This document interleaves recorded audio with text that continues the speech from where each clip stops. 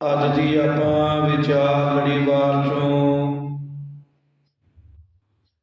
ਅੱਜ ਦੀ ਵਿਚਾਰ ਕਰਾਂਗੇ ਕਿ ਧੰਨ ਧੰਨ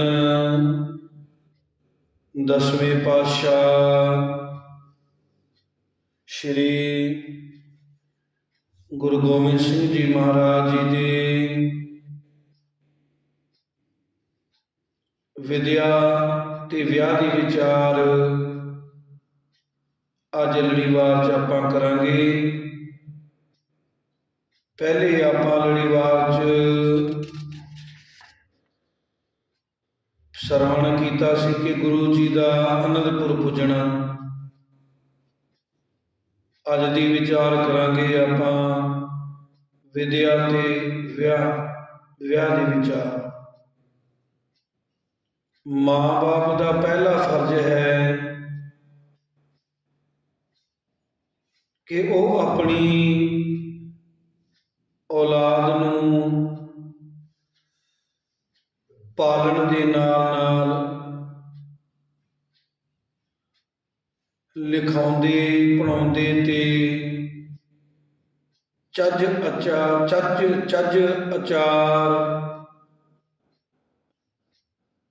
ਵਿਚਾਰ ਸਿਖਾਉਂਦੇ ਹਨ। ਚੱਜ ਦੀ ਵਿਚਾਰ ਵੀ ਸਿਖਾਉਂਦੇ ਹਨ, ਜੀਵਨ ਬਾਰੇ ਵੀ ਮਾਤਾ ਪਿਤਾ ਦੱਸਦੇ ਹਨ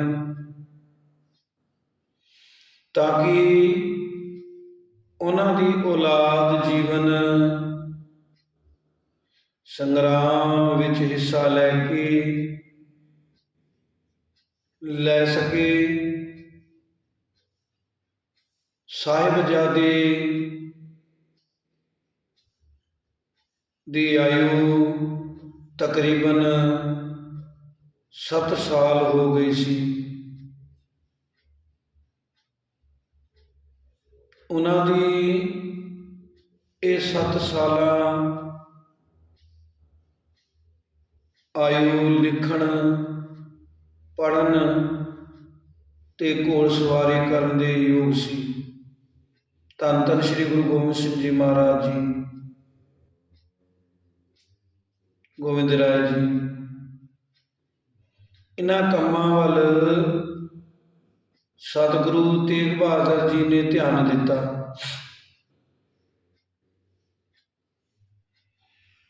ਸਿਆਣੇ ਸਿੱਖਾਂ ਤੇ ਮੁਖੀ ਮਸੰਦਾਂ ਸੇਵਾਦਾਰਾਂ ਨਾਲ ਸਲਾਹ ਕਰਕੇ ਸਾਹਿਬਜ਼ਾਦੇ ਜੀ ਨੂੰ ਪੜ੍ਹਾਉਣ ਦਾ ਪ੍ਰਬੰਧ ਕੀਤਾ ਗਿਆ।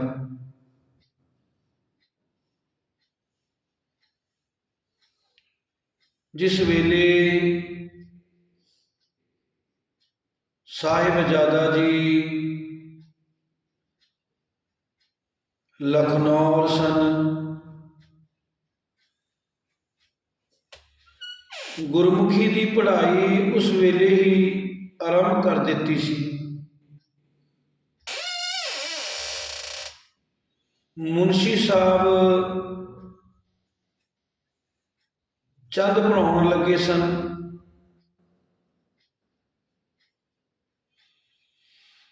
ਪਛਾਣ ਕਰਨ ਦੇ ਸਾਥ ਉਹਨਾਂ ਦੇ ਸ਼ੁੱਧ ਉਚਾਰਨ ਵੀ ਲਿਖ ਲਏ ਸਨ। ਜੋੜ ਕਰਕੇ ਕਈਆਂ ਸ਼ਬਦਾਂ ਨੂੰ ਉਠਾਉਣ ਲੱਗ ਪਏ ਸਨ। ਗੋਬਿੰਦ ਰਾਏ ਜੀ ਸਾਹਿਬੇ ਕਮਾਲ ਸ਼੍ਰੀ ਗੁਰੂ ਗੋਬਿੰਦ ਸਿੰਘ ਜੀ, ਮੁਨਸ਼ੀ ਜੀ ਮਿਹਨਤ ਕਰਾਉਂਦੇ ਰਹੇ।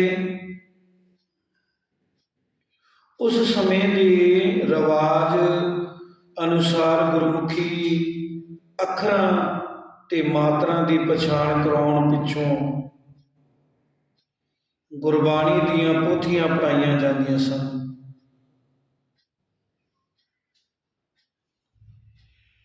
ਕਿਉਂਕਿ ਹੋਰ ਕੋਈ ਪੁਸਤਕ ਹੁੰਦੀ ਹੀ ਨਹੀਂ ਸੀ। ਉਸਦੇ ਪਿੱਛੋਂ ਹੋਰ ਸ਼ਬਦਾਂ ਦੀਆਂ ਪੋਥੀਆਂ ਗੁਰਮੁਖੀ ਵਿੱਚ ਲਿਖਣ ਦਾ ਵੀ ਰਿਵਾਜ ਪੈ ਚੁੱਕਾ ਸੀ। उस वेले देश दीआं राजसी ते धार्मिक बोलियां फारसी ते संस्कृत सन।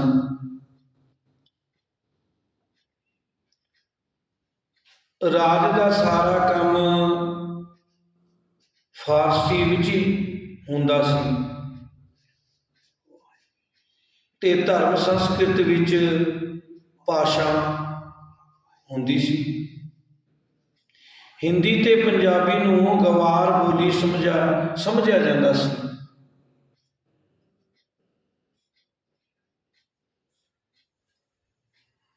भावें कईयां कवियां ते सूफी फकीरां ने भगतां ने पंजाबी ते भाषा विच उच्ची कविता बाणी रच के लोकां दे भरम नूं दूर कीता सी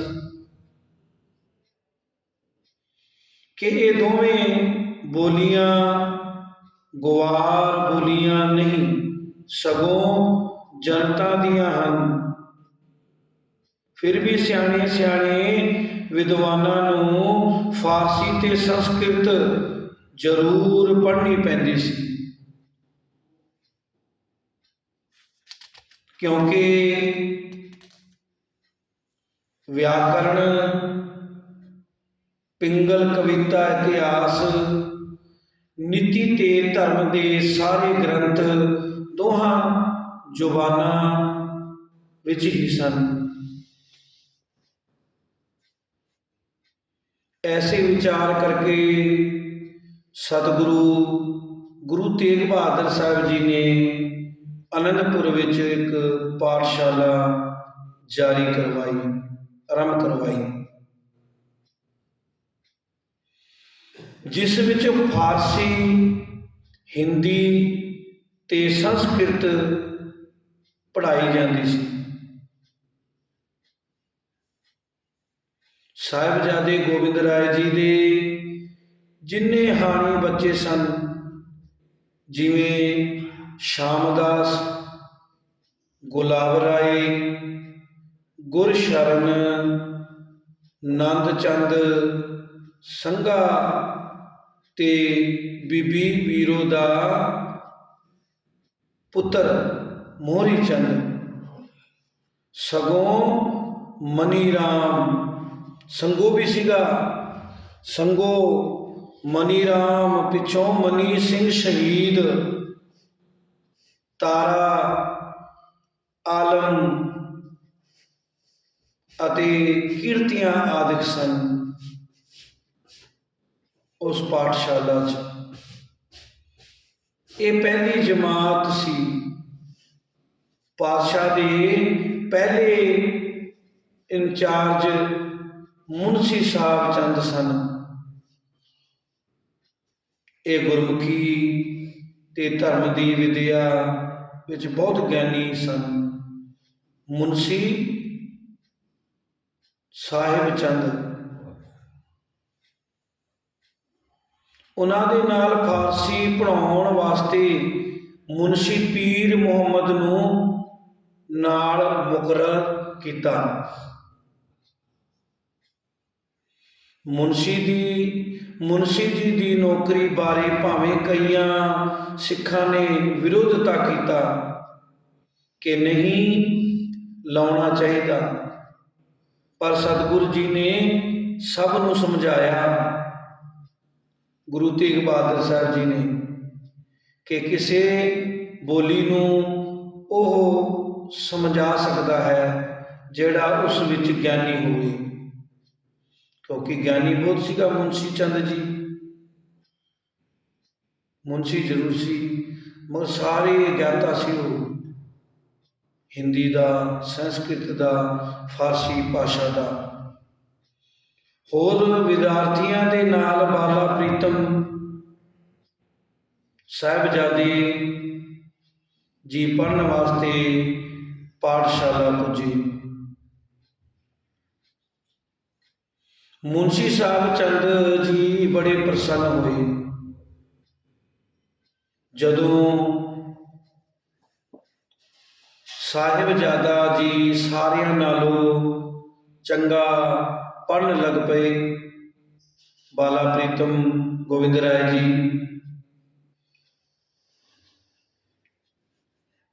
ਸਭ ਨਾਲੋਂ ਚੰਗਾ ਪੜ੍ਹਨ ਲੱਗ ਪਏ।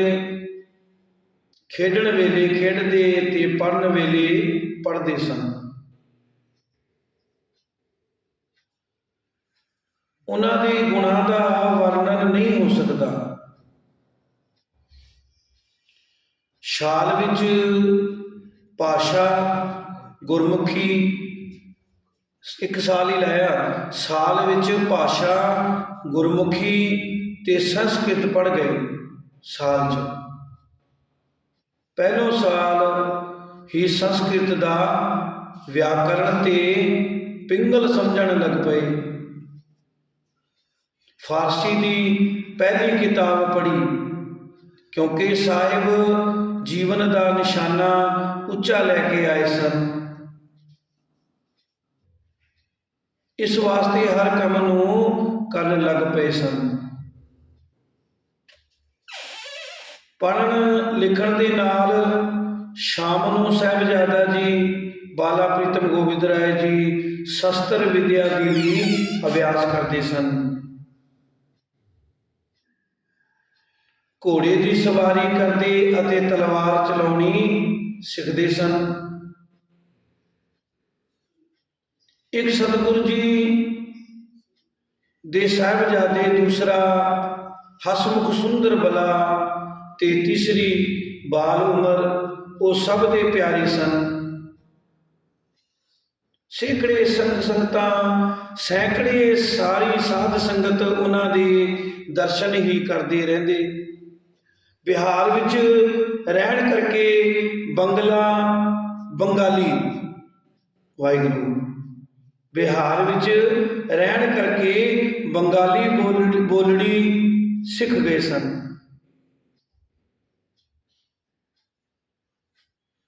ਇਸ ਕਰਕੇ ਬਹੁਤ ਸਿੱਖ ਲਾਡ ਨਾਲ ਆਪ ਪਾਸੋਂ ਬੰਗਲਾ ਬੋਲੀ ਸੁਣਦੇ ਰਹਿੰਦੇ, ਜਿਹਨੂੰ ਕਹਿੰਦੇ ਬਾਂਗਲਾ ਬੋਲੀ, ਸੁਣਦੇ ਰਹਿੰਦੇ।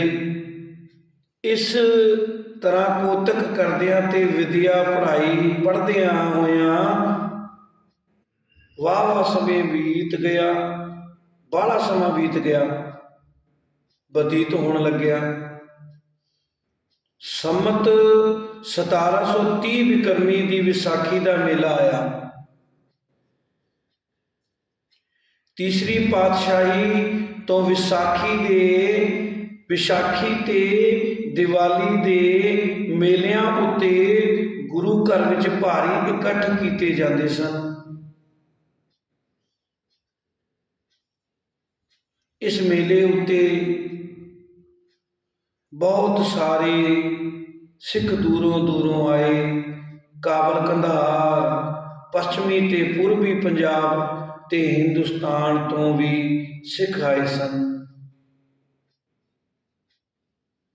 ਬਹੁਤ ਭਾਰੀ ਮੇਲਾ ਲੱਗਿਆ। ਖੁੱਲ੍ਹੇ ਸ਼ਬਦ ਕੀਰਤਨ ਦੇ ਦੀਵਾਨ ਲੱਗੇ।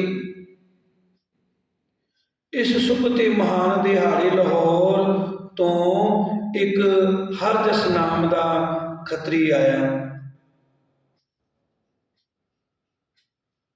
ਉਸਦੀ ਗੋਤ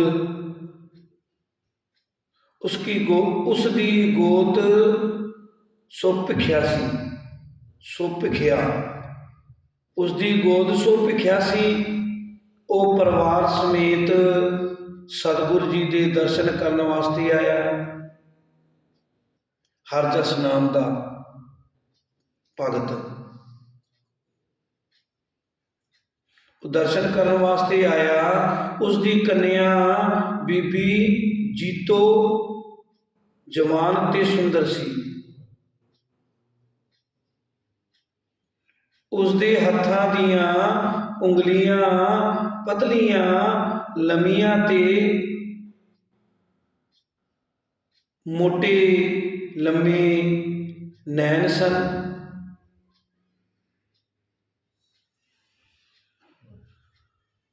ਜਿਨ੍ਹਾਂ ਤੋਂ ਪ੍ਰਗਟ ਹੁੰਦਾ ਸੀ ਕਿ ਉਹ ਇੱਕ ਪਰਮ ਧਰਮਾਤਮਾ, ਸਤਵਤੀ ਤੇ ਪਿਆਰ ਭਰੇ ਦਿਲ ਵਾਲੀ ਸ਼ਰਧਾ ਵਾਲੀ ਬੱਚੀ ਸੀ, ਗੁੜੀਆ ਸੀ। ਉਸ ਵੇਲੇ ਰਿਵਾਜ ਹੁੰਦਾ ਸੀ ਕਿ ਰਾਜਿਆਂ, ਸਰਦਾਰਾਂ ਤੇ ਸਤਿਗੁਰੂ ਆਦਿਕਾਂ ਦੇ ਲੜਕੇ ਲੜਕੀਆਂ ਛੋਟੀ ਉਮਰ ਵਿੱਚ ਹੀ ਵਿਆਹੇ ਜਾਂਦੇ ਸਨ।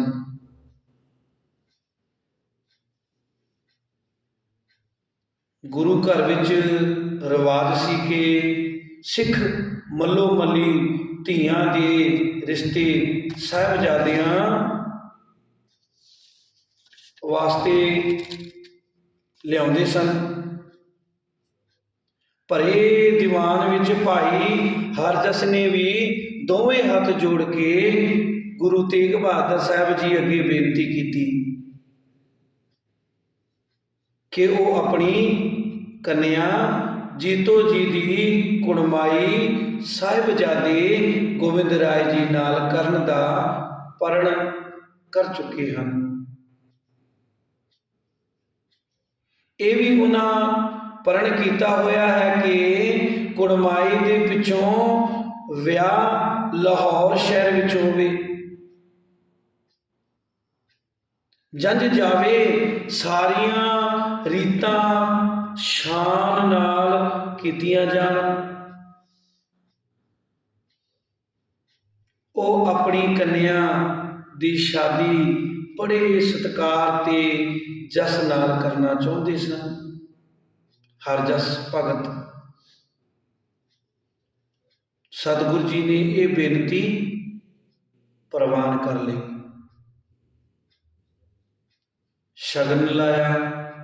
ਸ਼ਗਨ ਲਾਇਆ ਗਿਆ ਤੇ ਵਿਆਹ ਦਾ ਦਿਹਾੜਾ 10 ਜੇਠ ਸੰਮਤ 1730 ਬਿਕਰਮੀ ਦਾ ਮੁਕਰਰ ਹੋਇਆ।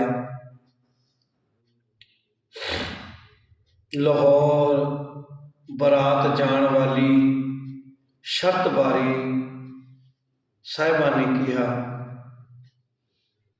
ਲਾਹੌਰ ਜਾ ਕੇ ਸ਼ਾਦੀ ਹੋਣੀ ਔਖੀ ਹੈ।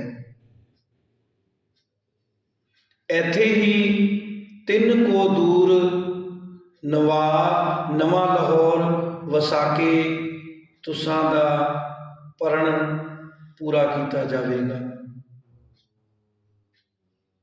ਲਾਵਾਂ ਅਨੰਦਪੁਰ ਮਾਖੋਵਾਲ ਕੀਤੀਆਂ ਜਾਣਗੀਆਂ।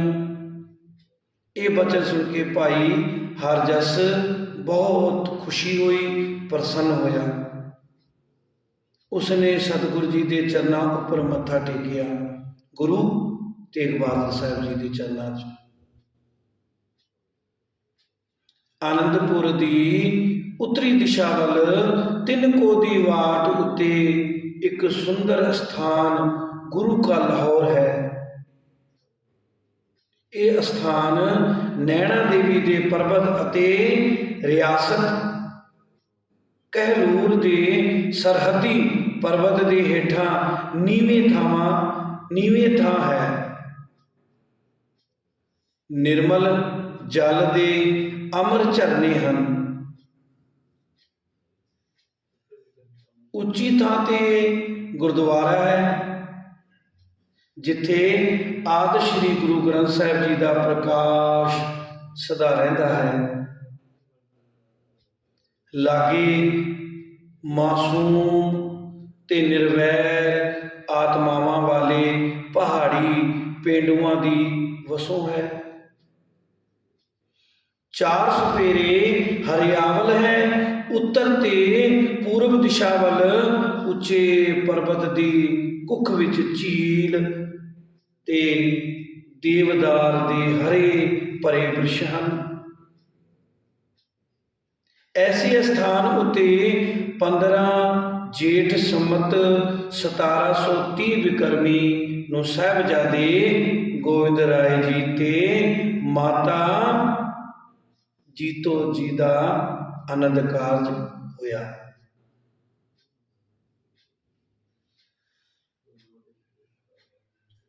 ਕਿਹੜੀ ਤਰੀਕ ਦੱਸੀ ਹੈ ਇਹਦੇ 'ਚ? ਦੇਸੀ ਮਹੀਨਾ ਹੈ 15 ਜੇਠ ਸੰਮਤ 1730 ਬਿਕਰਮੀ ਨੂੰ। ਸਾਹਿਬਜ਼ਾਦੇ ਗੋਬਿੰਦ ਰਾਏ ਜੀ ਤੇ ਆਪਣੀ ਮਾਤਾ ਹੈ, ਉਹ ਆਪਣੀ ਆਪ ਦੀ ਮਾਤਾ, ਆਪਾਂ ਕਹਿ ਸਕਦੇ ਮਾਤਾ ਉਹਨਾਂ ਨੂੰ, ਮਾਤਾ ਜੀਤੋ ਜੀ ਦਾ ਆਨੰਦ ਕਾਰਜ ਹੋਇਆ। ਆਨੰਦਪੁਰ ਤੋਂ ਜੰਝ ਗਈ। ਸਾਰੀਆਂ ਗ੍ਰਸਤੀ ਸਮਾਜ ਵਾਲਿਆਂ ਕਰਕੇ ਭਾਈ ਹਰਜਸ ਦੇ ਕੀਤੇ ਪਰਨ ਨੂੰ ਪੂਰਿਆਂ ਕੀਤਾ। ਅਗਲੇ ਦਿਨ ਡੋਲੀ ਆਨੰਦਪੁਰ ਆਈ।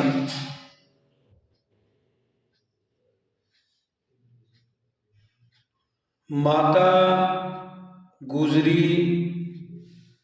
ਜੀ ਤੇ ਮਾਤਾ ਨਾਨਕੀ ਜੀ ਨੇ ਪ੍ਰਸੰਨ ਚਿੱਤ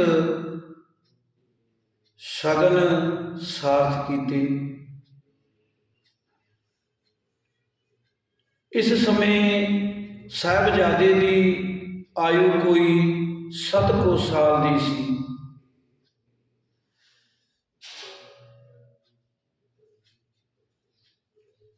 ਗੁਰਗੱਦੀ ਉੱਤੇ ਬੈਠਣਾ, ਇਹ ਵਿਚਾਰ ਆਪਾਂ ਕੱਲ੍ਹ ਦੀ ਕਰਾਂਗੇ ਲੜੀਵਾਰ ਚੋਂ, ਕਿਉਂਕਿ ਆਪਾਂ ਇਹ ਸਾਰਾ ਜੀਵਨ ਬਾਰੇ ਵਿਚਾਰ ਕਰਾਂਗੇ, ਕਿਉਂਕਿ ਆਪਾਂ ਛੱਡਦੇ ਨਹੀਂ ਇਤਿਹਾਸ ਨੂੰ। ਇਤਿਹਾਸ ਤਾਂ ਜਿੰਨੀ ਵਾਰੀ ਪੜ੍ਹਿਆ ਜਾਵੇ ਨਾ ਸੰਗਤ ਜੀ, ਉਨੀ ਵਾਰੀ ਬਹੁਤ ਅੱਛਾ ਹੈ।